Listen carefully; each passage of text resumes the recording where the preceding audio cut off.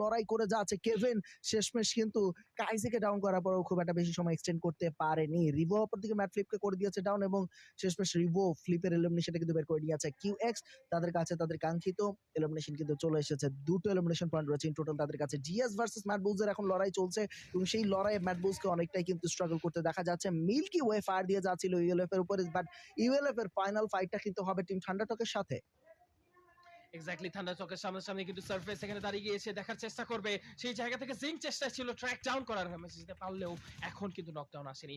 But সেখান থেকে APG top দূর থেকে কিন্তু দেখে ফেললো, দেখা মাত্র স্প্রে নকডাউন। গ্রেনেড চলে যাচ্ছে সোললেসের দিকে, গ্রেড ইম্প্যাক্টে নক না হলেও সেখান থেকে কিন্তু দূর থেকে অন্য অ্যাঙ্গেলে নকডাউন হয়ে গিয়েছে। এন্ড ফাইনালি কিং এখান থেকে কিন্তু সোললেসের এলিমিনেশনটা পেয়ে যাচ্ছে।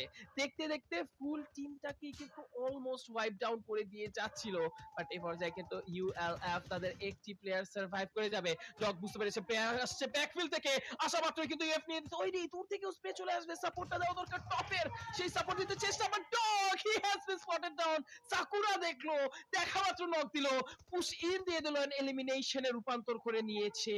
But APG Top, he is the last one remaining from Alpha Gaming. নিজেকে কিন্তু কোনো রকম ভাবে সার্ভাইভ করিয়ে নিতে চাইবে, বাট আর8 তাদের সঙ্গে ফাইট হয়ে যাচ্ছে এখন ভিপিদের সাথে।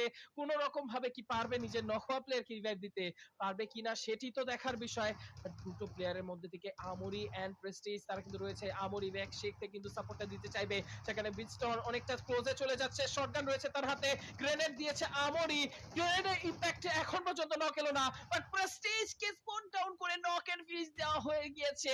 আমরি এখন কিন্তু করার কিছুই থাকছে না, অ্যাজ আ সোলো প্লেয়ার কিন্তু নিজের টিমকে একাই ক্যারি দিতে হবে, বিকজ দূর থেকে তার উপরেও কিন্তু একটা প্রেসার চলে আসছিল।